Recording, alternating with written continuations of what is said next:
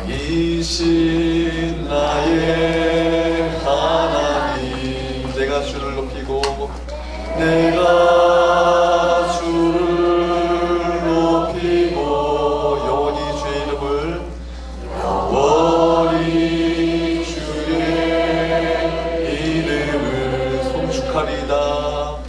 송축하리이다. 다시 말합니다. 왕이신 나의 하나님, 왕이신 나의 하나님, 내가 주를 높이고 내가 주를 높이고 영원히 주의 이름을 영원히 주의 이름을 송축하리다.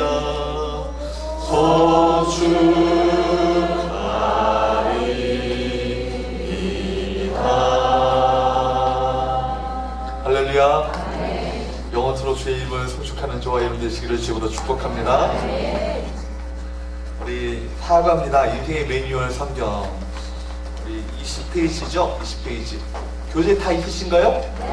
네. 교재 안 갖고 계신 분들은 저기 뒤에 이정 사모님한테 부탁하면 프린트물 된 게 있어요. 그래서 프린트물 교재 없이 없는 건 없도록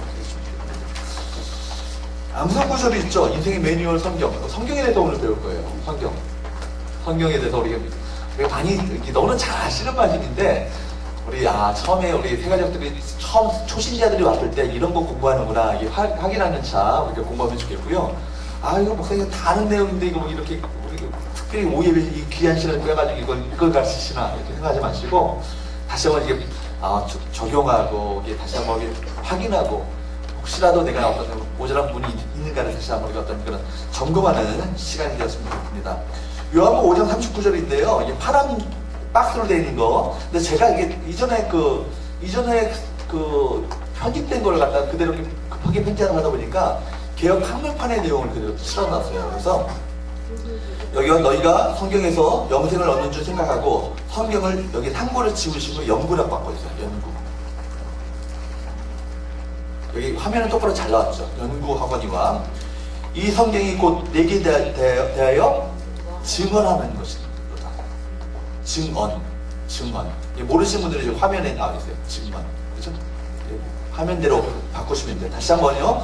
너희가 성경에서 영생을 얻는 줄 생각하고 성경을 연구하거니와 이 성경이 곧 내게 대하여 증언하는 것이로다. 틀렸다는 얘기가 아니라 이게 지금 이 성경 구절은 개역 한글판 번역이에요. 근데 지금 개역 개정판으로 쓰고 있으니까 다시 바꾼 거예요.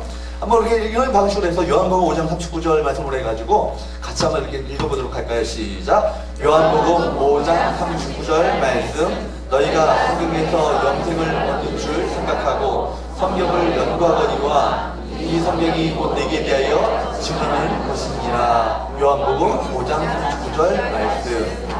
아멘. 저는 여러분들 다 암송하는 줄 알았어요. 알고 봤더니 뒤에 이게 화면이 나오겠더라고요.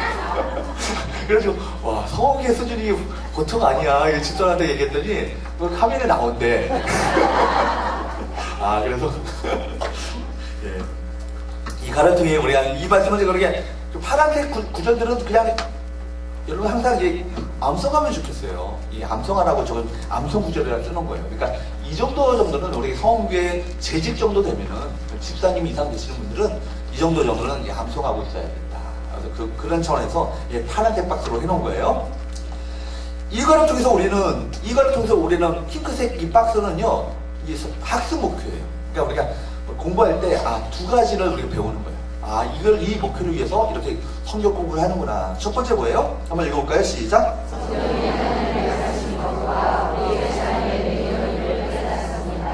여러분, 그러니까 성경이 하나님의 말씀인 것과 성경이 누구의 말씀이에요? 하나님의 말씀. 이걸 믿어져야 돼요. 아멘? 그리고요, 이 성경이 왜 주어졌어요? 매뉴얼. 이 매뉴얼이 뭐냐면 사용설명서예요. 그러니까 여러분 밥통을 샀어요. 제가 쿠쿠 전기밥솥 IH 전기밥솥 샀어요. 전기밥솥 샀는데 이걸 어떻게 사용할지 모르겠어요. 전기권 나간다고 밥이 되는 게 아니죠. 그냥 쌀만 집어넣었다 밥이 돼요? 아니죠. 쌀을 씻고요. 정성스럽게 씻고 그 쌀을요. 그 눈금에 맞춰서 쌀을 집어넣어야 되는데 이런 거 다 알려면 뭘 봐야 돼요? 사용 설명서를 봐야 돼요.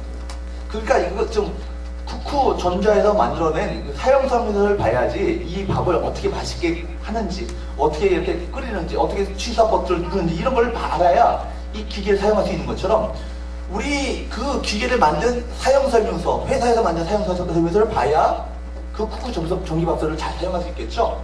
마찬가지예요. 우리를 만드신 누구? 하나님께서 우리 인생을 잘 살아가도록 우리가 잘 우리 인생을 잘 사용할 수 있도록 뭘 주셨어요? 성경을 주신 거예요. 사용 설명서로. 이렇게 사용 설명대로 살아가야지 네 인생이 가장 복된 삶을 살아갈 수 있다라고 알려주시기 위해서 사용 설명서를 주셨다고요. 두 번째 뭐예요? 시작.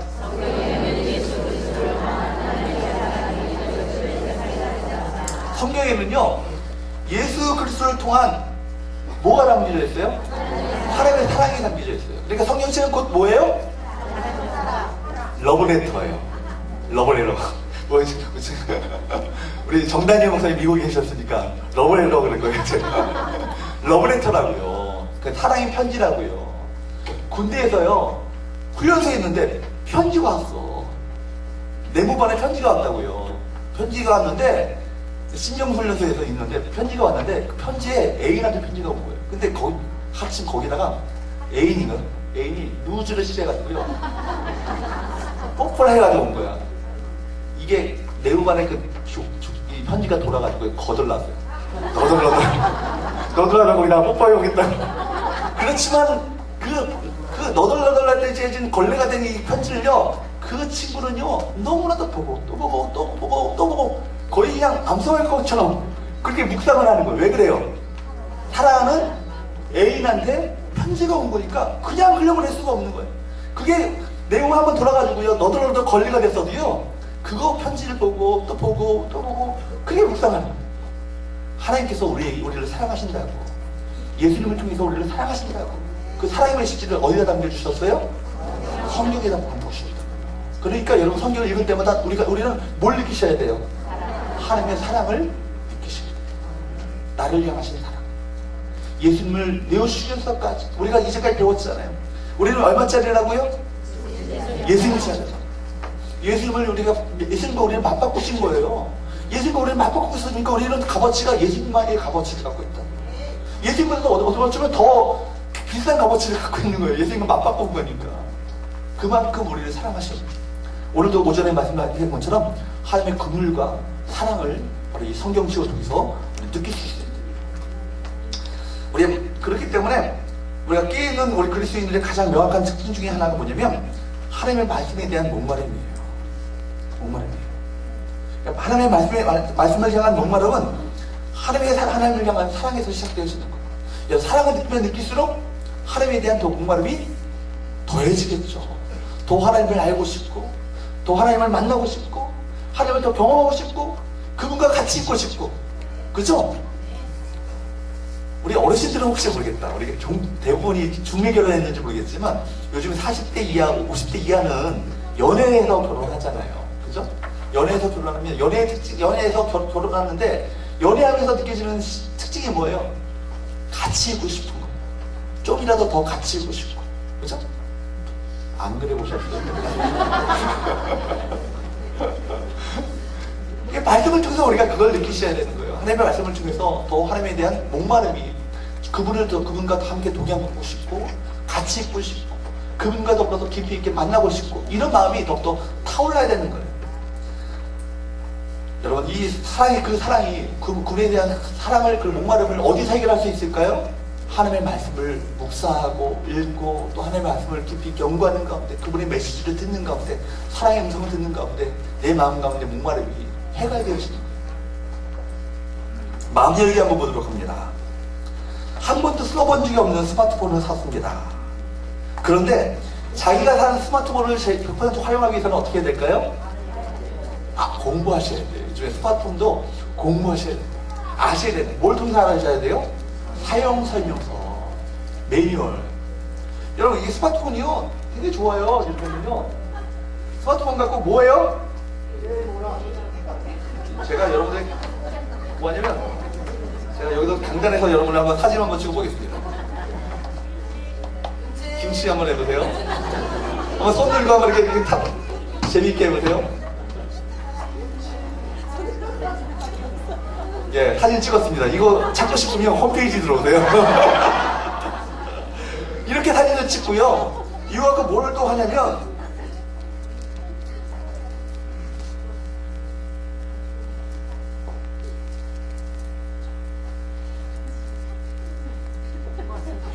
GPS가 연결되었습니다. 지금 뭐냐면 지금 뭔지 아세요? 내비게이션. 저 너무너무 행복해요. 내비게이션 없다가 핸드폰으로 내비게이션이 생기니까요. 너무너무 좋은 거예요. 이거 몇십만 원짜리 내비게이션 공짜로 산 거 마찬가지인 거예요. 또 이걸로 뭘 하냐면 제가 여러분들에게 자랑을 좀 할게요.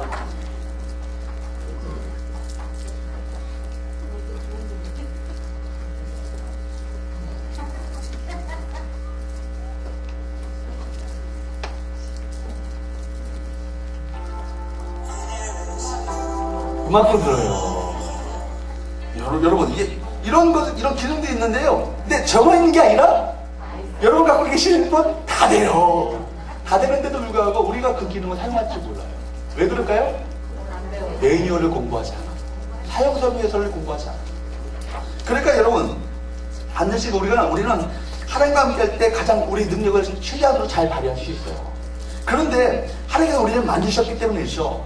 그런데 스마트폰을 만든 사람이 가장 정확하게 스마트폰 사용법을 잘 알려줄 수 있고 또 매뉴얼을 통해서 우리가 사용을 어떻게 사용할 것인가를 잘 가르쳐 줄 수 있는 것처럼 우리를 반드시 하나님과 우리가 함께할 수 있다면 우리는 우리 인생을 가장 최선의 삶을 살아갈 수 있는 것이죠. 그런데 우리가 그 하나님께서 우리를 통해서 어떻게 살라고 말씀하신 그 책이 있습니다. 어떤 책이에요? 성경책.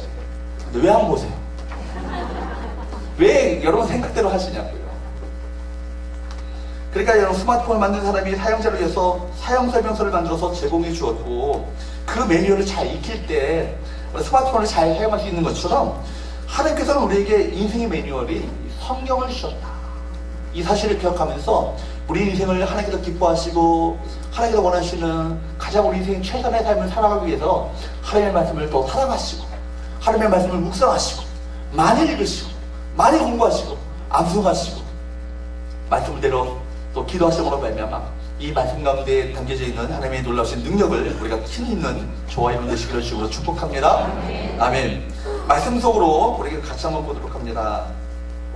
하나님의 말씀인 성경은 우리 인생의 양식입니다. 하나님의 말씀인 성경은 약 1600년에 걸쳐서 40여 명의 사람들이 쓴 책입니다. 총 66권으로 되어 있으며 구약은 몇 권? 39권. 시작은 몇 권? 27권. 총 몇 권? 상구, 그렇게 외우시면 돼요. 구구단을 외자, 상구 27. 그러니까 구약은 39권, 신약은 27권. 총 몇 권? 69권. 여러분, 성경의 저자를 한번 보도록 합니다. 우리가 어떻게 해야 좋을지 모르고 갑갑할 때 누구께 나가야 될까요? 하나님께 나가야 돼요. 그 이유는 무엇입니까? 하나님은 무엇을 알고 계시기 때문입니까? 욥기를 한번 보도록 할까요? 욥기 23장 13절 10절 말씀을 같이 한번 시작.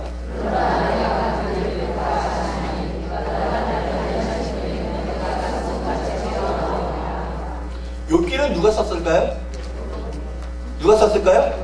욥이 썼어요. 욥이 아주 잘 먹고 잘 살 때 썼죠? 언제 썼어요? 인생에 정말 그런 고난도 없어. 정말 욥처럼 비참하고 욥처럼 불행한 사람이 없어.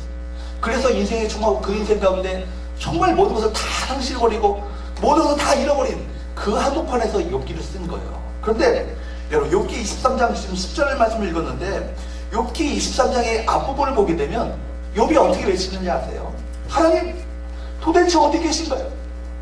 하나님 그렇게 외치고 있어요. 그렇게 애타게 하나님을 향해서 외치고 있다고. 하나님 도대체 어디 계신가요?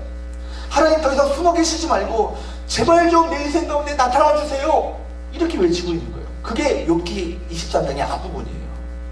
그러면서 그 절변한 가운데 그러면서 욥은요 지금까지 해왔던 신앙 고백 중에서 가장 좋은 가장 최고의 선언을 하는 것이 뭐냐면 10절 말씀이에요. 우리 10절 말씀. 그 앞부분에는 하나님이 도대체 안 보이신 것 같아요. 하나님은 도대체 어디 계세요? 좀 나타나주세요. 내 삶 가운데 개입해주세요. 날 건져주세요. 라고 절규하다가 그러다가 그 마음 가운데 확신이 된 것은 뭐냐면 23장 10절 말씀을 같이 한번 읽어보도록 할까요? 시작.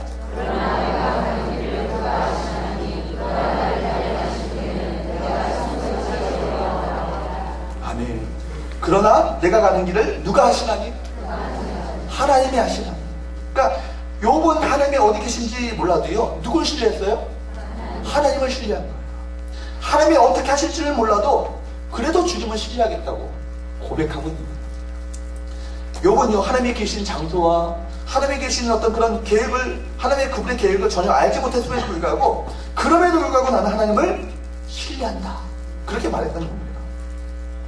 욥의 눈에는 하나님이 안 보였지만 하나님의 눈에는 누가 보여요? 욥이 보인 거예요. 여러분 지금 앞길을 여러분 보이지 않는 걸로 말미암아 하나님께서 지금 내 삶 가운데 구체적으로 나타나셔서 역사하시는 것이 보이지 않는 것처럼 보이지만 그러나 하나님께서 여러분의 모든 삶을 알고 계실까요? 모르실까요? 아십니다. 그렇기 때문에 여러분 인생 가운데 여러분이 겪고 있는 이 고난과 때로는 실패와 아픔과 역경과 어려움들을 다 이것을 결국 통과하게 만드심으로 말미암아 결국 여러분들을 어떻게 순금과 같이 정금과 같이 만드시기 위한 계획이 있다는 거예요. 이것을 신뢰하게 될 때 고난 속에서도 광야의 한복판에서도 낙심하지 않게 되겠죠. 하나님께서 결국 나를 선하신 뜻으로 날 인도하실 것이다. 이 믿음을 갖게 되는 거예요. 욥은 하나님의 뜻을 정확히 몰랐지만 그러나 하나님은 나의 모든 상황을 알고 계시다. 이 믿음을 가지고 나갔다는 겁니다.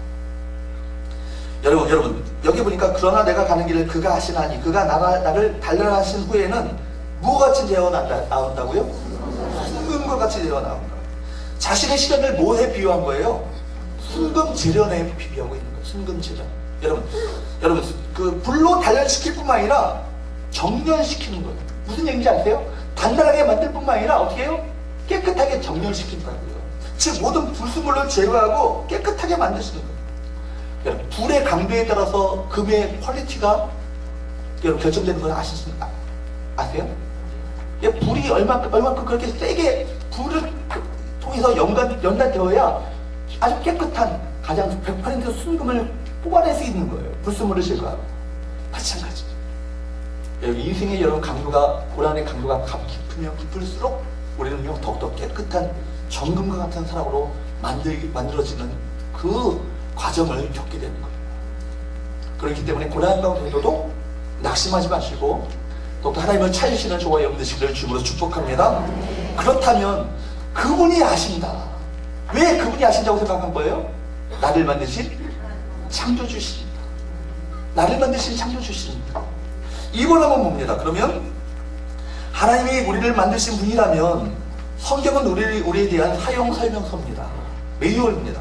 말씀은 우리에게 어떤 역할을 한다고 기록되어 있습니까?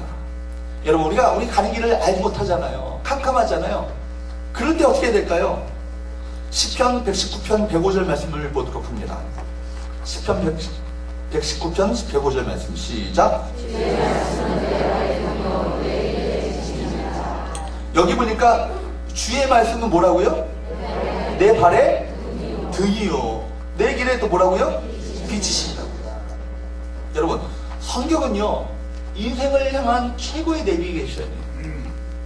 아마 성경 기자가요 오늘날에 살았다면 주의 말씀은 내 길의 최선의 내비게이션이요 그렇게 말할 것 같아요. 내비게이션이요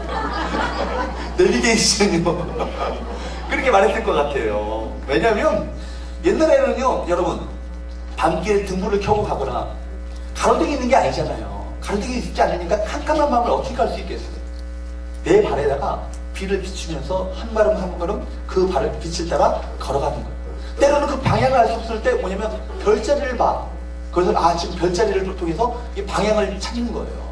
그렇게 가면서 밤하늘의 별을 보고 길의 방향을 찾았습니다. 그래서 본문은요 하나님의 말씀이 곧 뭐라고요? 인생의 등불이며 길을 안내해주는 빛이라고 묘사하고 있는 거예요. 요즘에도 어두운 시간에는요, 제가 이렇게 목양실에 밤에 말씀 준비하러 올라갈 때는요, 다 불이 꺼져 있잖아요.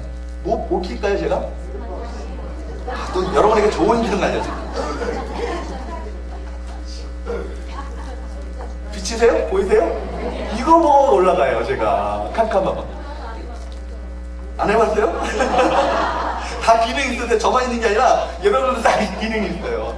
이런 등불로 켜면요, 앞에가 환하게 보이는 거예요. 그걸 이용해서 제가 한 걸음 위험하게 다치지 않고, 예전에 제가 지하철역에서 넘어지고 얘기한 적 있죠?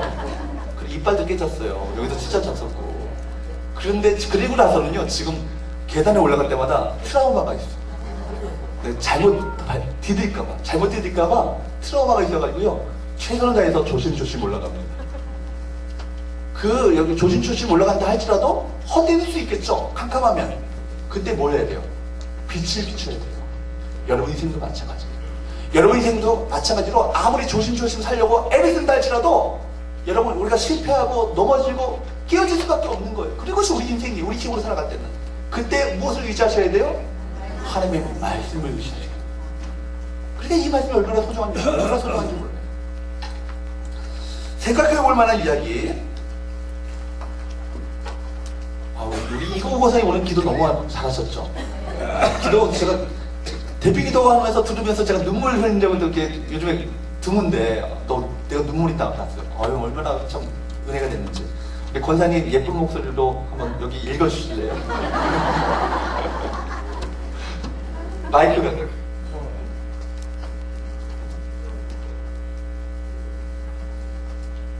디트로이트 사는 많은 자동차 공장들이 몰려있는 도시입니다.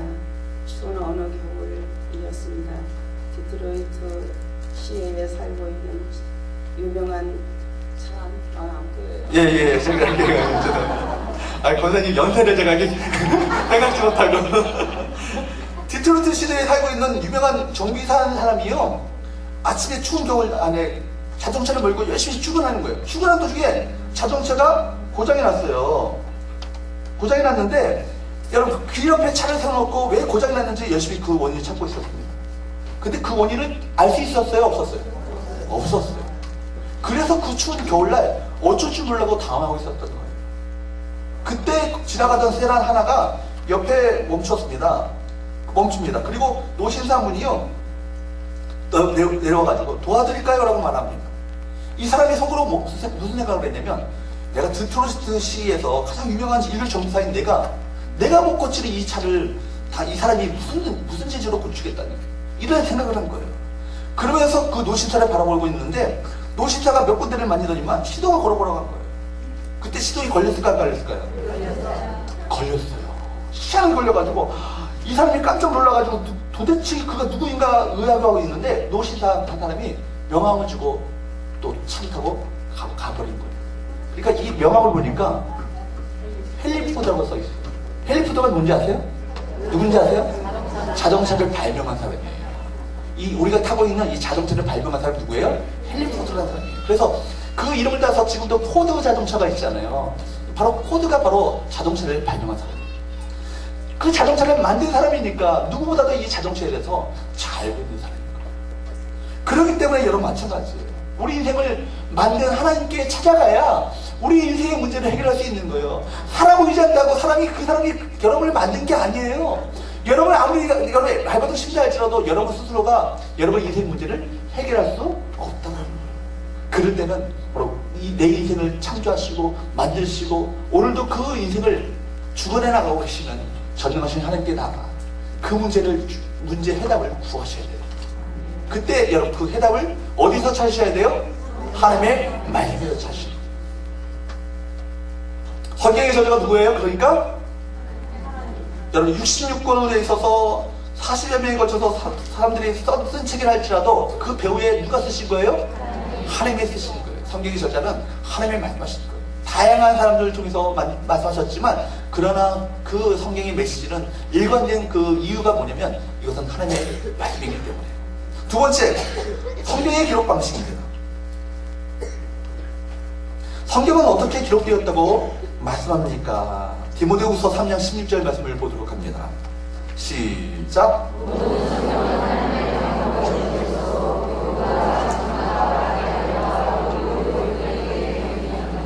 여러분, 성경은 어떻게 기록되었다고요? 하나님의 감동으로. 그러니까 모든 성경이라는 것은 66권 전체를 말하는 거예요. 성경 전체를. 성경 전체가 하나님의 감동으로 됐다고 그랬어요.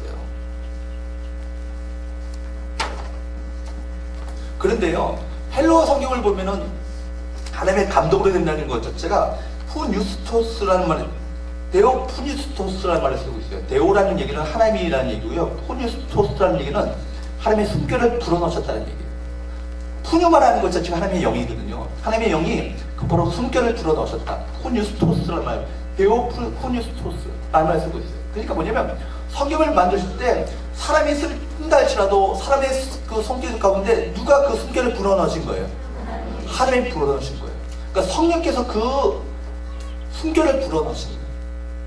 이 말을, 제가 이 말씀을 이렇게 보면서 무엇을 떠올리세요? 인간이 뭘로 창조하셨어요? 흙으로 창조하셨어요. 그죠? 또 흙으로 창조한 또 존재가 또 있죠. 동물도 흙으로 창조하셨어요. 그렇죠? 근데 동물과 인간의 차이점은 뭐예요?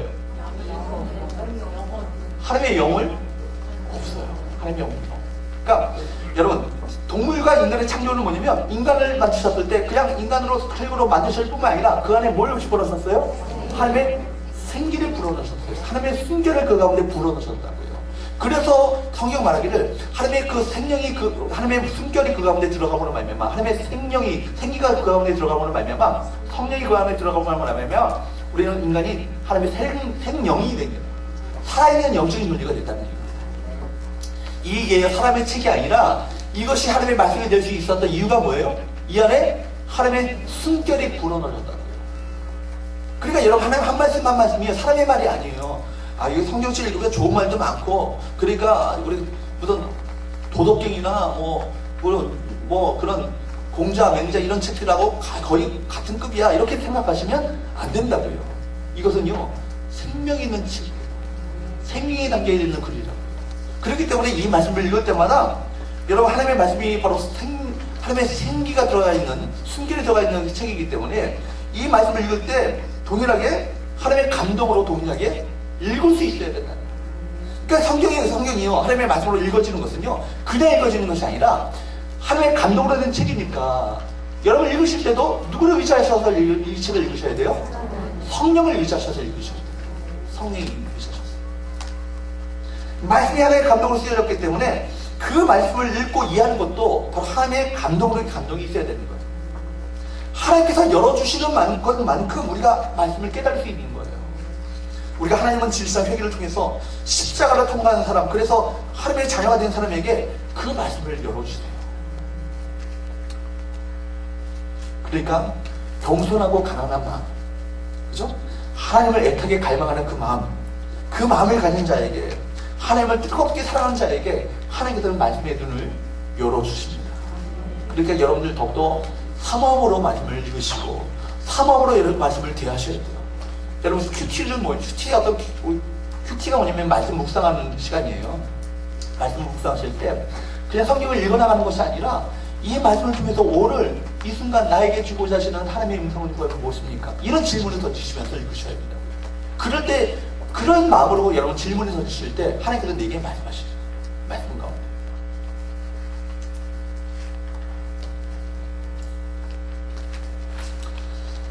베드로후서 1장 20절 21절 한번 보도록 할까요?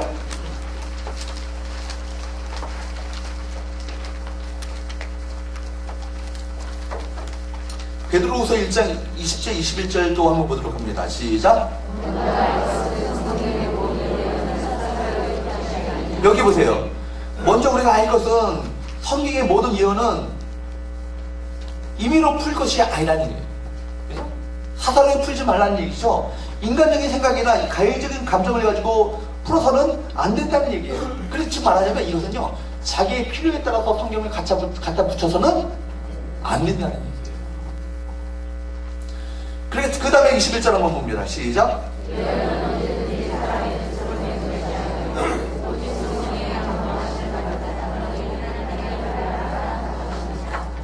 그러니까 성령의 감동하심을 받은 사람들이 하나님께로부터 받은 말씀이기 때문에 여러분 이 말씀은요, 우리가 누구를 의지하여서 말씀을 읽으셔야 된다는 얘기예요? 하나님 성령을 의지하셔서 읽으셔야 돼요. 그러니까 성경은 아까 얘기한 것처럼 테오푸뉴스토스란 말이에요. 테오푸뉴스토스, 감동으로 되는 것이라는 말이죠. 제가 테오 하나님께서 푸뉴토스, 바로 그 숨결을 불어넣으심으로 말미암아 이 바로 하나님의 말씀이 되었기 때문에 이 말씀을 읽을 때는 동일하게 우리도 하나님의 숨결을 의지하여서, 즉 성령을 의지하셔서 하나님의 말씀을 읽어야 저자의 의도를 바로 캐치할 수 있다. 그렇기 때문에 여러분, 우리가 성경 펴서 읽기 전에 우리는 어떻게 기도하셔야 될까요? 하나님, 성령님, 제 눈을 열어주셔서 하나님의 말씀을 깨달을 수 있는 지혜를 허락하여 주옵소서. 우리 같이 한번 따라해볼까요? 성령님, 제 눈을 열어주셔서 말씀을 깨달을 수 있는 지혜를 주옵소서. 이런 기도를 가지고 말씀을 펼쳐주셔야 됩니다. 성령께서 가르쳐 주셔야만 성경을 바로 해석할 수 있어요. 내 마음대로 해석하게 되면 뭐가 될까요? 이단 돼요. 이단이 뭔지 아시죠? 이단이 뭐예요? 이자가 뭐예요? 다를 이자예요. 단자가 무슨 단자예요? 끝단자예요. 끝이. 처음에 시작은 같아. 근데 끝이 달라져요. 이게 뭐예요? 이게 이단이에요. 이단 된다고 내 멋대로 성경을 해석하게 되면. 그러니까 여러분, 성령을 의지하셔서 성령 하나님께서 말씀하고자 하시는 말을 내가 듣고자 하는 그런 겸손한 마음, 가난한 심령으로 사모하는 마음을 가지고 그 말씀을 받으셔야 된다고요. 뒤에 여기 해설 봅니다. 모든 성경이 하나님의 감동으로 되었다는 것은 어떤 성경을 쓴 사람을 하나님께서 기계적으로 사용하셨다는 것은 아닙니다. 그 사람의 출신, 자라온 환경, 학문 정도, 사회 배경, 문학적인 소질, 경험 정도 등 모든 것이 다양한 사람들이 성경을 썼지만 그 모든 내용이 하나님께서 의도하신 것에서 하나도 벗어나지 않도록 감동을 주시고 오리가 없도록 섭리하셔서 하나님께서 우리들에게 하시고 싶은 말씀들을 기록하도록 하셨다는 말입니다. 즉 하나님의 심정이 잘 드러나는 것이 바로 성경입니다. 이해가 되시죠? 이해가 되세요? 특별히요, 성경을 쓴, 이거는 뭐 여기 나와 있는 내용은 아니고 저를 한번 보세요. 성경은요 뭘로 쓰여졌어요? 구약 성경은 히브리어로 써졌어요. 그리고 신약 성경은 뭘로 쓰여졌어요? 헬라어로 쓰여졌어요. 헬라어는 그리스어예요. 즉 히라버예요. 그러니까 같은 말이에요. 그런데 여러분, 성경책이요 헬라어로 쓰여졌는데 원래 예수기 당시에 쓰였던 말은 뭐예요? 아람어예요. 아람어로 쓰였다고요. 그러니까 예수님께서는 그 팔레스타인 지방에 아랍어가 아니라 아람어, 즉 아람어라는 얘기는 수리아 지방에 비롯해서 팔레스타인 지방에서 그 당시에 2000년 전에 쓰여졌던 그 언어예요. 아람어로 말하고 아람어로 대화했는데 그것을 로마 시대에 로마 제국에 있는 수진자들에게 편지로서 이 복음을 전하기 위해서 헬라어로 번역을 했겠죠. 번역을 한 거라고요. 그러니까 사실 예수님께서 베드로를 향해서 너는 반석이라고 말씀하셨을 때 뭐라고 말씀하셨을까요? 페트로스가 아니라 게바라고 말씀하셨어요. 케파라고 하셨는데 이거를 페트로스라고 헬라어로 번역을 한 거예요. 그래서 베드로라고 말한 거예요. 이해가 되시죠? 제 말하는 게? 잘 이해가 안 되셔도 괜찮아요. 그냥 넘어가시면 돼요. 이게 왜 이해가 안 되지? 나 혼자 뭐 이렇게 생각하지 마시고 그냥 이렇게 편하게 들으세요. 그런데 성경책이요 헬라어 중에서도 아리스토텔레스나 소크라테스나 플라톤이나 이렇게 사용했던 아주 학식이 뛰어난 그 당시 그리스 철학자들이 사용했던 헬라어가 있어요. 고급 헬라어가 있다고요. 그 헬라어로 쓰이지 않고요 시장바닥에서 쓰여졌던 헬라어로 쓰였어요. 그것을 코인의 헬라어라고 그래요. 코인의 헬라어. 그러니까 코인의 헬라어로 쓰여졌던 이유는 뭘까요? 모든 사람이 읽고 알아들을 수 있도록. 그러니까 성경책은 어려우면 안 된다는 얘기예요. 성경의 번역도 어려우면 안 된다는 얘기예요. 개혁 개정판 다시 번역하래요. 사실은 저는 그렇게 생각해요. 굉장히 너무 어려워. 옛날 이 너무 고책이고 말들이. 그래서 요즘 새롭게 번역되는 책들이 많이 있죠. 표준 세번역 성경이나 공동 번역이나 우리말 성경이나 뭐 세번역 성경이나 이런 그런 책들 있죠. 그런 번역 책들을 많이 사보세요. 그래서 그런 책들과 대주하면서 성경의 본 뜻이 과연 어떤 뜻인가를 대주하시면서 읽으시면 좋아요. 참고적으로 하시면 좋습니다. 3번 항목입니다. 성경의 목적. 하나님께서 성경을 인류 가운데 주신 목적은 무엇입니까? 요한복음 5장 39절에서 40절 말씀이에요. 읽어볼까요? 시작.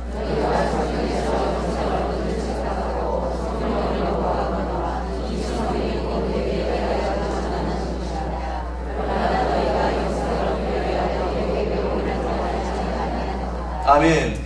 여러분, 예수께서 성경을 연구하는 이유가 뭐라고 말씀하셨어요?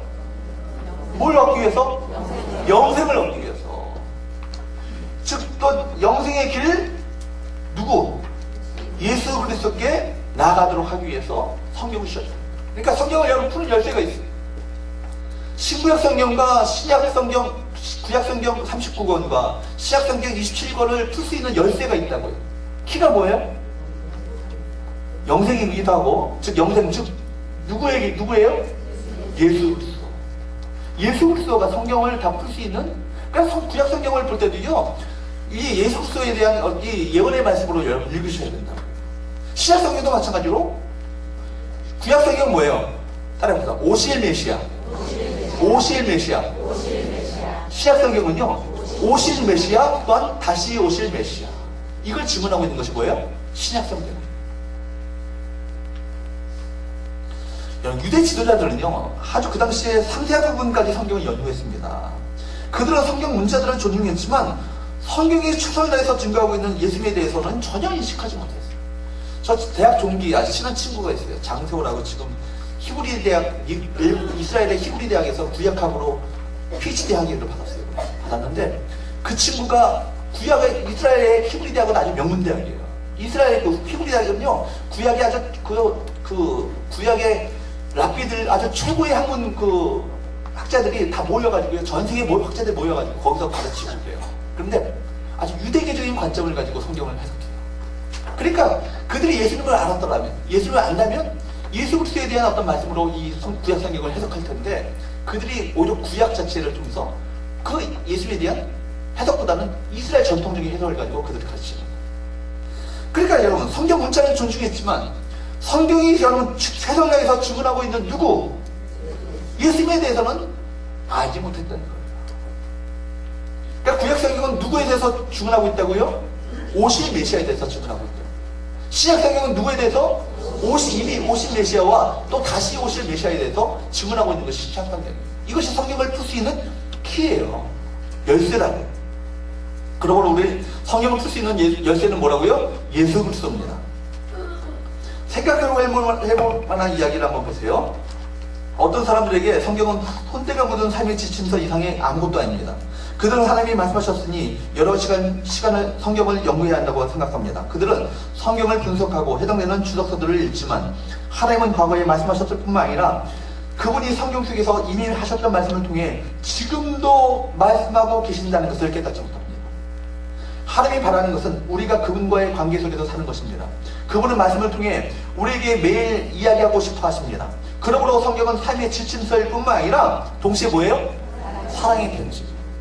그러니까 성경을요, 우리가 인생을 최선을 다해서 잘 살 수 있는 어떤 율법책 정도로만 생각하면요, 성경을 반쪽만 하는 거예요. 반쪽만. 아니, 어쩌면 성경 전체를 제대로 모르는 것과 마찬가지. 성경은요, 성경을 통해서 오늘도 우리를 사랑하신다고 말씀하시는, 예수 그리스도를 통해서 우리를 사랑하신다고 말씀하시는 하나님의 메시지가 담겨져 있는 것이 성경책이다. 그러므로 성경의 핵심은 곧 예수 그리스도를 통해 하나님과의 관계 안으로 들어가는 방법을 우리에게 보여주셨습니다. 영생이 바로 그거예요. 영생이요, 우리가 불사조 어떤 천년만년 산다는 그런 영생이 아니라 하나님과의 그 관계가 이어진 것을 영생이라고 말해요. 성경. 하나님과의 관계 속에 있는 것을 영생이라고 말한다고요. 그래서 영생을 뭐라고 말씀합니까? 하나님과 그가 보내신 자 예수 그리스도를 아는 것이 영생이라고 말합니다. 요한복음에도 보면. 즉 우리가 그렇기 때문에 예수 그리스도께 다가가지 못한다면, 즉 성경을 읽으면서 그분을 만나지 못한다면 성경을 공부하는 것은 아무 소용이 없는 것입니다. 마틴 루터는 이렇게 말했어요. 성경은 아기 예수가 누워있는 구유 혹은 요람이다. 요람을 살펴보느라 아기에게 경고하는 것을 잊어버리지 않도록 하지. 이거 너무너무 좋은 얘기예요. 너무나 중요한 말이에요. 성경이 우리 이 내용들은 너무나도 잘 알고 있는데 알고 공부하는 걸로 끝나버리면 안 된다고요. 이 성경을 읽고 공부하고 여러분 묵상하는 이유가 뭐예요? 그분을 경배하기 위해서예요. 그분을 통한 하나님의 사랑을 깨닫기 위해서라고요. 정말 그분을 통해서 예수님을 통해서 보내주신 하나님의 사랑을 느끼고 경험하도록 만들기 위해서 그렇기 때문에 성경을 공부하는 거라고요. 아멘? 그러므로 성경은요 예수 그리스도에 대해서 증언하는 것이고요. 예수 그리스도께 나아갈 때만이 영생, 즉 하나님과의 생명력이 있는 관계 속으로 들어갈 수 있음을 여러분 기억하시기 바랍니다. 성경은 누구를 증언하고 있는 거라고요? 예수님을 증언하고 있는 거예요. 예수님을 통해서만이 하나님과의 생명력이 있는 관계 속에 들어가요. 이게 영생이에요. 이 말이 이해가 되시죠? 우리 모두 영생의 삶을 사시는 저와 여러분 되시기를 축복합니다. 하나님과의 친밀한 사랑의 관계 속에 날마다 살아가시는 저와 여러분 되시기 바랍니다. 요한복음 20장 30절 31절 말씀 보세요. 그러니까 영생의 개념을요 여러분 우리가 잠깐 넘어가기 전에요 영생의 개념을 여러분 잘못 생각해요. 영생을요 죽어서 천국 가는 것으로 영생 생각한다고요. 영생은요 지금 누리고 있는 거예요 여러분들이. 아멘? 하나님과의 생명력 있는 관계를 갖고 있는 거니까. 그러니까 영생이라고 우리가 번역을 하니까 영생을 정말 영원한 생명으로 자꾸만 생각하는데 영원의 액센트가 있는 게 아니라 어디에 있어요? 생명의 액센트가 있는 거예요. 그러니까 생명을 누리고 있다고요. 우리가 죽었던 자들 아니에요. 우리가 오전에 말씀드렸지 않습니까? 우리가 죄악으로 인해서 이미 죽었던 우리를 하나님의 군나심으로 말미암아 우리를 살리셨어요. 구원하셨어요. 우리에게 생명을 주셨다고요. 생명을 주셨다는 얘기는 하나님과의 관계 속으로 들어가도록 만드셨다는 얘기예요. 관계를 연결시켜 주셨다는 거예요. 지난 일과에서 공부했던 것처럼 하나님과의 관계가 단절된 것을 성경은 뭐라고 말합니까? 죽음이라고 말하는 거예요. 죽음이라고. 관계가 이어진 것을 뭐라고 그래요? 생명이라고 말해요. 영생이라고 말한다고요.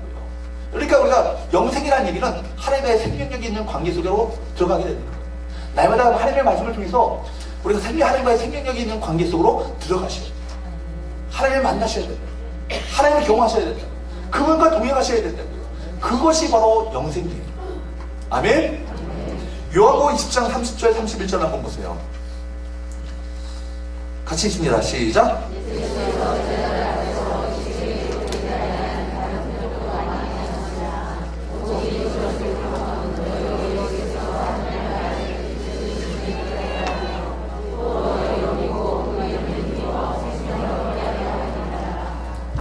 여러분 예수께서요 복음서를 읽으시잖아요. 복음서는 누구에 대해서 증언하고 있는 지금 누구의 행적에 대해서 쓰고 있어요?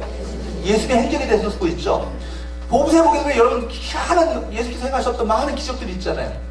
그죠? 기적들 한번 제가 문제를 내겠습니다. 1번 예수께서는 복음서에 나타난 기적만 행하셨다. 2번 예수께서는 복음서 위에도 많은 기적을 행하셨다. 3번 나는 아무것도 생각이 안 난다.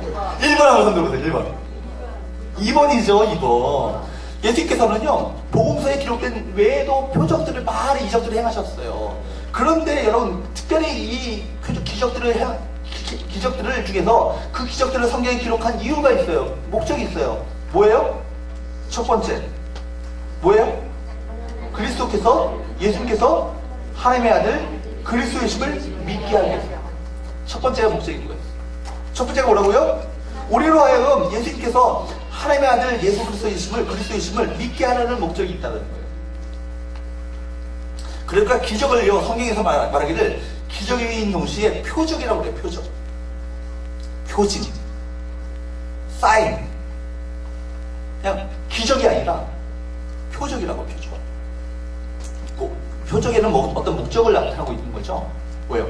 예수님께서 하나님의 아들 그리스도이심을 믿게 하라는 목적입니다. 두 번째는 뭘까요? 그 이름을 힘입어. 그 이름은 누구의 이름이에요? 예수님의 이름을 힘입어서 뭘 얻기 위해서? 생명을 얻는 거예요. 생명을 얻는다는 얘기는 뭐예요? 하나님과의 관계를 이어가는 거예요. 영생, 그죠? 영적인 이 관계, 사랑의 관계를 이어가도록 만들기 위해서 우리에게 이 성경이 기록된 것입니다. 그러니까 성경을 읽으면서 이 두 가지 목적을 잃어버리고 성경을 읽는다면 여러분 이거 아무 소용이 없는 거예요. 그러니까 요람만 살펴보는 거예요. 아기가 있는데 요람 이거 아주 비싼 건데 이거 명품인데 막 이렇게 이런 것만 보고 있다고요. 그런 거예요. 그러니까 여러분 요람만 살펴본 나머지 예수 그리스도께 경배하는 것을 잊어버리지 말도록 하자. 이게 마틴 루터의 어떤 말이에요. 성경의 목적 누구에 대한 기록이에요? 예수님에 대한 기록이에요. 결국 예수를 통해서 우리가 알게 되는 것은 예수님께서 하나님의 아들 그리스도이심을 아는 것. 두 번째 뭐예요? 예수님의 이름을 힘입어서 우리가 하나님과의 생명력 있는 관계 속으로 들어가도록 만드는 것. 하나님의 생명이라는 얘기는 하나님 안에 있는 모든 것을 말합니다. 우리 하나님의 생명이 우리 가운데 주어진다는 얘기는 하나님 안에 있는 모든 것이 다 우리 가운데 주어진다는 얘기예요. 하나님과의 관계 속에 있을 때. 아멘? 4번 봅니다. 성경은 그렇기 때문에 바로 순전하고 신령한 저지라고 말합니다. 예수님의 제자인 베드로와 바울은 우리 신앙이 자라기 위해서 무엇이 필요하다고 말합니까? 베드로전서 2장 2절과 3절 한번 보도록 할까요? 시작.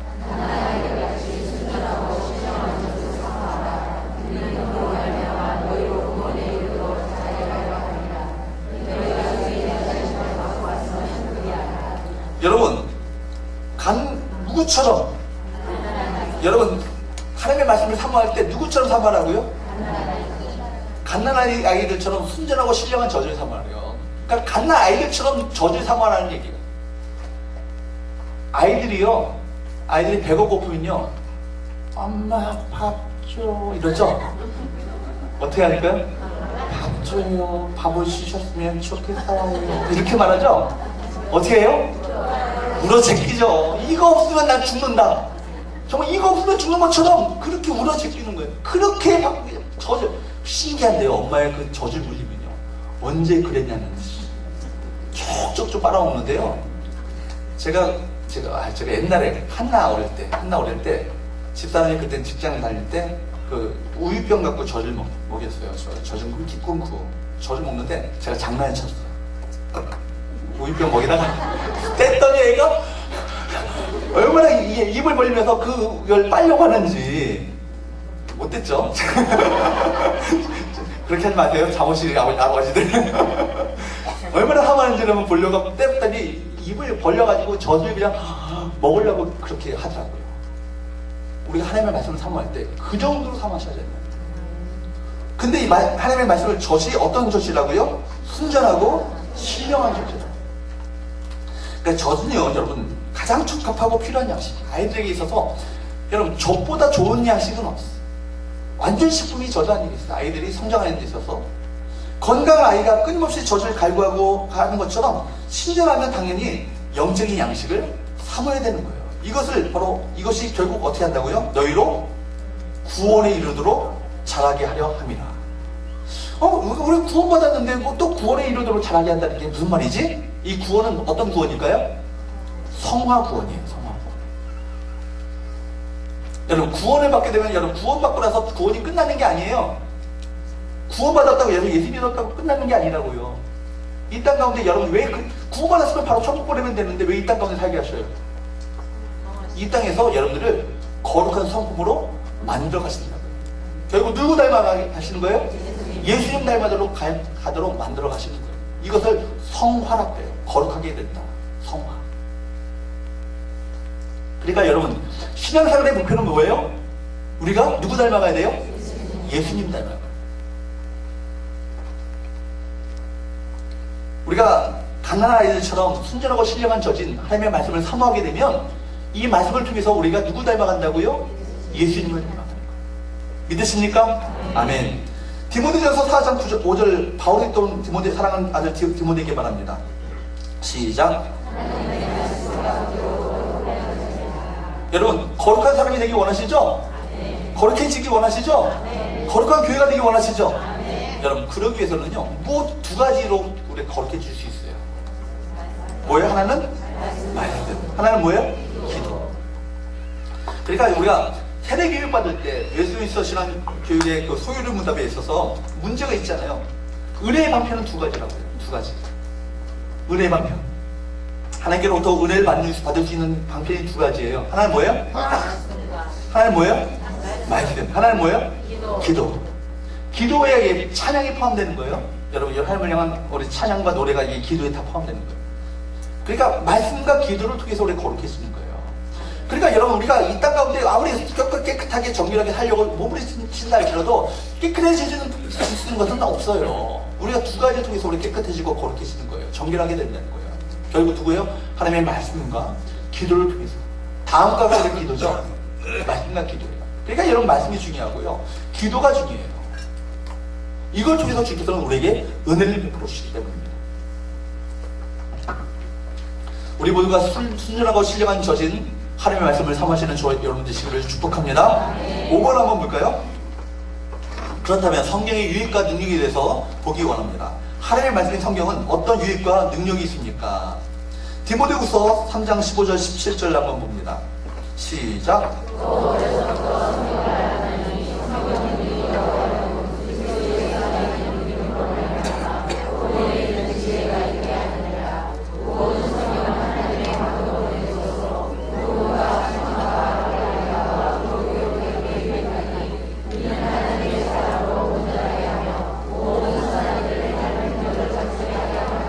아멘. 또 어려서부터 성경을 알았나니 지금 누구에게 편지하고 있는 거예요? 디모데, 사랑하는 믿음의 아들 디모데에게 사도 바울이 편지를 하고 있는 거예요. 편지를 하는데 성경은 능히 너로 하여금 뭘로 말미암아? 뭐로 말미암아? 예수 그리스도 안에 있는 믿음으로 말미암아. 그러니까 예수님에 대한 믿음으로 말미암아 어디에 이르는? 구원에 이르는 무엇이 있다고요? 지혜가 있다고요. 어디에? 성경입니다. 예수님으로 말미암아 얻게 되시는 예수님에 대한 그 믿음으로 말미암아 예수 안에 있는 믿음으로 말미암아 구원에 이르는 지혜가 성경책 안에 있다. 그러면서 16절 한번 성경에 대해서 더 풀어 쓰고 있습니다. 모든 성경은 결국 지난번 아까도 배웠던 것처럼 모든 성경은 하나님의 숨결로 된다고요. 감동으로 되는 것으로 특별히 네 가지 교육하는 데 유익해요. 네 가지 교육. 첫 번째 뭐예요? 교훈. 교훈은요, 무엇을 믿고 행할 것인지를 가르쳐주는 이정표 같아요. 여러분, 어디에, 무엇을 이정표를 목표점을 삼고 살고 계십니까? 어떤 목적을 가지고 살고 계시죠? 어떤 이정표 같은 것이 바로 교훈이에요. 교훈. 그죠? 무엇을 믿고 행할 것인지를 가르쳐주는 이정표. 교훈이에요. 두 번째 뭐냐면, 두 번째 뭐예요? 책망이에요. 그런데 이정표를 가지고 세워놓고 이정표를 목표점을 가지고 가는데 우리가 지도도 마찬가지죠. 내비게이션을 찍었는데 가다 보면은 잘못 갈 수 있어요. 그러면 어떻게 해요? 길을 잘못 드셨습니다. 유턴하세요. 30m 앞에서 유턴하세요. 유턴하세요. 뭐예요? 책망이에요. 길을 가다가 때로는 잘못된 길로 갈 수 있잖아요. 잘못된 길로 들어섰을 때 어디서 잘못되었는가를 알고 돌이킬 수 있도록 가르쳐 주시는 하나님의 사랑의 음성이 뭐예요? 책망이에요. 이해가 되세요? 세 번째 뭐예요?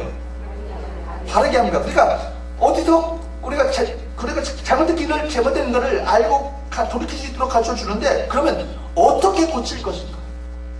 어떻게 고칠 것인가? 이게 바르게 함이죠. 어떻게 고칠 것인지 가르쳐 주는 방향 제시가 바르게 함이에요. 네 번째 뭐예요? 의로 교육하기 유익하다고. 의로 교육하다는 지속적으로 이어나갈 방향을 제시하는 거예요. 지속적으로 이어나갈 방향 제시. 이게 하나님의 말씀이에요. 여러분 인생 가운데 그렇기 때문에 이렇게 저는 교훈과 책망과 의로 교육함과 바르게 함과 의로 교육함에 유익하여서 결국 이것을 통해서 우리가 목적하는 것은 뭐예요? 하나님의 사람으로 온전하게 된다. 온전하게 된다는 말 자체가 헬라어로요, 온전하게 구비되는 것을 말할 거예요. 하나님의 사람으로 온전하게 다 갖춰지는, 구비되는 것을 말하는 거예요. 그래서 구비되었을 때 우리는 어떻게 될까요? 모든 선한 일을 행할 수 있는 능력을 갖추게 됩니다. 이해가 되시죠? 이 말씀의 뜻을? 그러니까 하나님의 말씀을 통해서 여러분, 능력 있는 하나님의 사람으로 살기 원하신다면 하나님의 말씀을 통해서 여러분들이 교훈과 책망과 바르게 함과 의로 교육하기에 유익한 이 하나님의 말씀을 통해서 하나님의 메시지를 들으셔야 돼요. 하나님의 말씀을 들으셔야 돼요. 히브리서 4장 12절 13절 말씀 또 보도록 할까요? 4장 12절 13절 말씀 시작.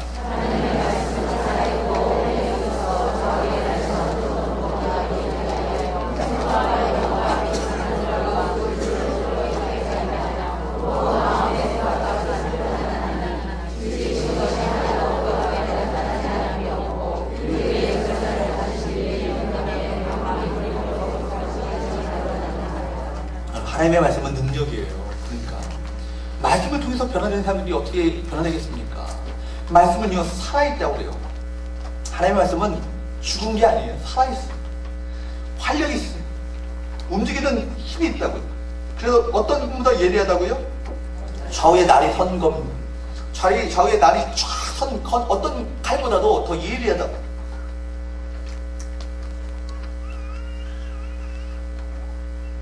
원성만 사님이 칼을 잘 가세요.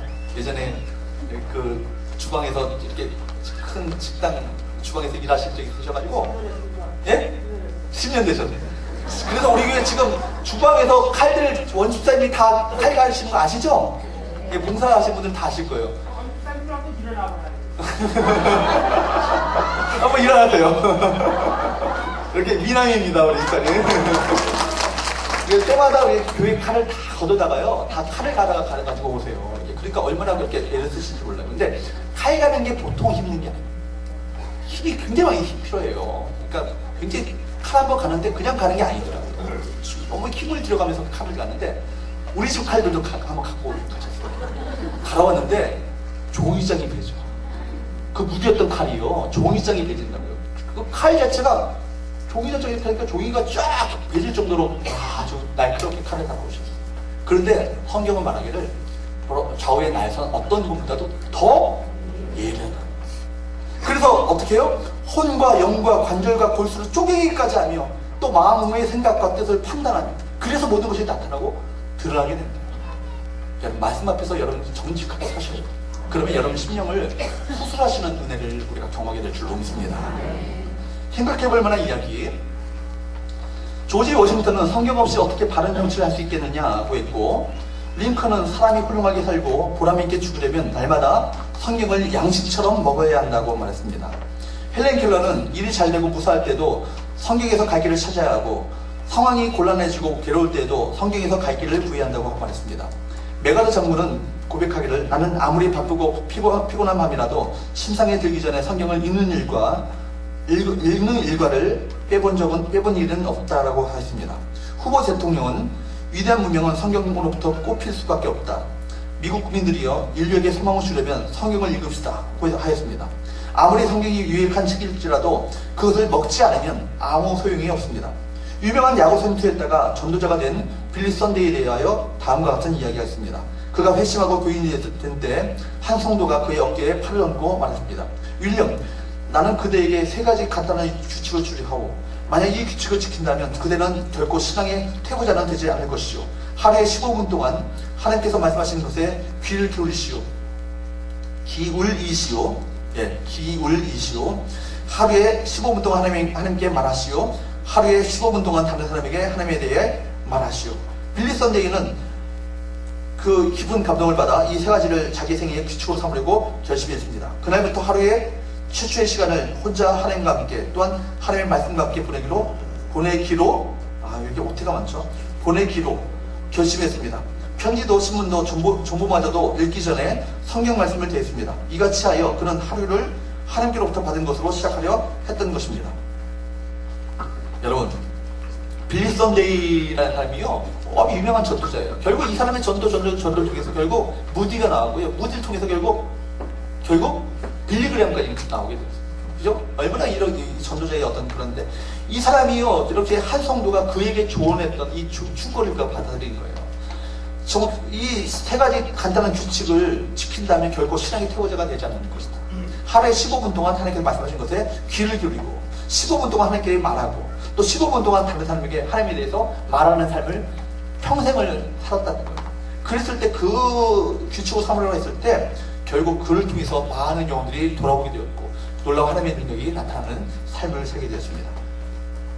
삶의 열매를 거두며 1960년 6월 2일 8살 난 소년이 캐나다의 매니토바에서 4분의 3마일 떨어진 파톤 호숫가의 바위 위에서 아사 직전에 굶어 죽어가기 직전에 상태로 있는 것이 발견되었습니다. 그 소녀는 보름 동안 굶은 것입니다. 그는 아버지와 함께 비행기 여행 중에 추락사고로 모두 죽고 혼자만 살아남은 것입니다. 그런데 그가 앉아있었던 바위 근처에 24일분의 식량이 그 가방 속에 넣어져 그대로 있었습니다.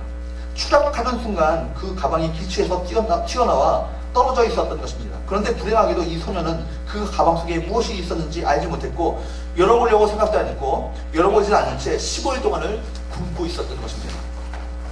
하나님은 우리에게 신령한 양식을 주셨습니다. 그 양식을 먹지 않고 굶주려 허덕이지는 않습니까? 우리는 성경의 양식을 섭취하기 위하여 어떻게 하고 있습니까? 여러분, 의미심장한 얘기 아니에요? 여러분에게 지금 생명의 양식이 주어졌다고요. 그런데 이 양식을 먹지 않은 채 세상의 것들에서 여러분의 그 허기를 채우려고 세상 것들로 채우려 한들 여러분 배고프면 더 해가죠. 더 영적으로 굶어 죽어가고 있는 거예요. 말씀을 읽어야 합니다. 말씀을 읽어야 건강해집니다. 여러분 요즘에 건강식이요 뭐냐면 좋은 걸 먹어야 돼요. 좋은 거. 영양 좋은 걸 먹는 거는 뭐냐면 몸에 좋은 걸 먹어야 된다고요. 몸에 좋은 걸. 그죠? 근데 입에만 맛있다고 막 아무거나 먹어서는 안 되는 거예요. 여러분 여러분의 영혼을 살찌게 하고 여러분의 영혼을 건강케 하는 하나님의 말씀을 사모함으로 여러분 영적인 건강을 유지하는 저와 여러분 되시기를 축복합니다. 네. 여러분 적용 질문 첫 번째, 당신은 계획을 세워 성경을 읽고 있습니까? 성경을 읽지 않고 있다면 올해 어떻게 성경을 읽겠습니까? 성경 읽기표가 있어요. 제가 한번 이게 구해다 드릴게요. 그래서 성경 읽기표를 원하시는 분들은 성경 읽기표를 구해다가 하루에 석 장을 읽으시고요. 주일날 5장 읽으면요 1년에 1독해요. 별로 안 놀라시죠? 다 얘는 해봤어. 작심삼일. 그런 표정인 것 같아요. 하루에 3장을 읽으시고요. 주일날 5장 읽으면요 1독한다고. 그러니까 하루에 6장을 읽으시고 주일날 10장을 읽으시면 1년에 2독한다고. 전해교에서 제가 성경을 통독하시는 분들 상을 줬어요. 그런데요 심지어 1년에 10독하는 분들 계셔요. 권사님 70 넘으신 권사님인데요 1년에 5독을 해요. 5독. 그리고 어떤 권사님 한 분은요 성경책을 3권을 4권을 썼나요? 4권을 썼고요 영어로 한번 쓰고 중국어로 한번 썼어요. 성경책을요. 그런 권사님도 계셔요.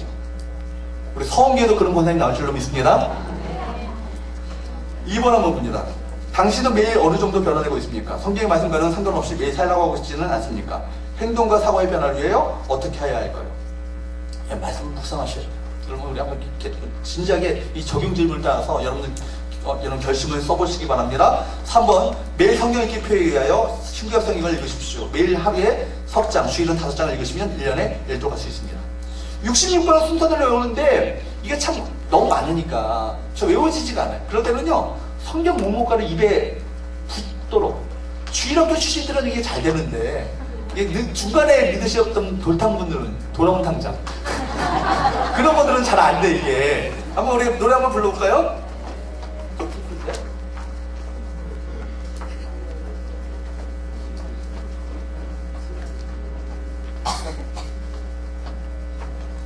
이거 악보 없나?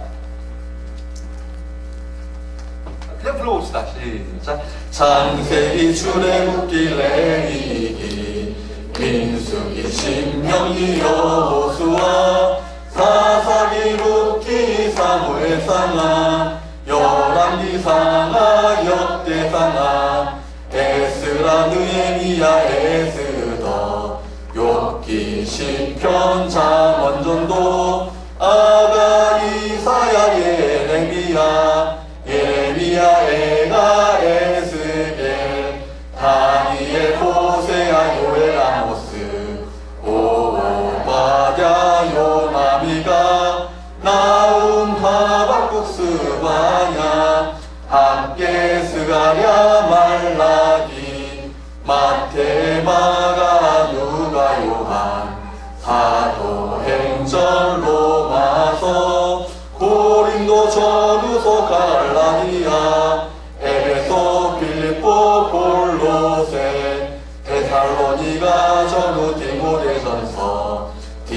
디모데후서, 디도, 빌레몬, 히브리, 야고보, 베드로, 전후, 요한 1, 2, 3서, 요한계시록. 이 책의 이름은 생명책이니 구약 20수, 이 책의 권수를 모두 합하니 생명의 양식이 66이라. 아멘.